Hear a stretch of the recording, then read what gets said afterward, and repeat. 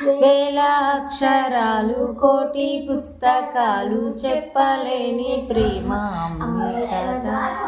అందం లేని సొంతం పంతం లేని బంధం స్వార్థం లేని రూపం అమ్మే కథ. ఎంత నిండుగా నీడనిచ్చిన ఎండ తప్పని చెట్టే అమ్మ. హాయ్ ఫ్రెండ్స్ అందరికీ. మాకైతే పాట రాదు కానీ ట్రై చేసినాం అనమాట. ఎప్పుడైనా ప్రయత్నం తప్పు కాదు, ప్రయత్నించాలి అంతే. మేమైతే ప్రయత్నించినాం. అందరికీ happy mother's day. Happy mother's day పిన్ని. Thank you mummy.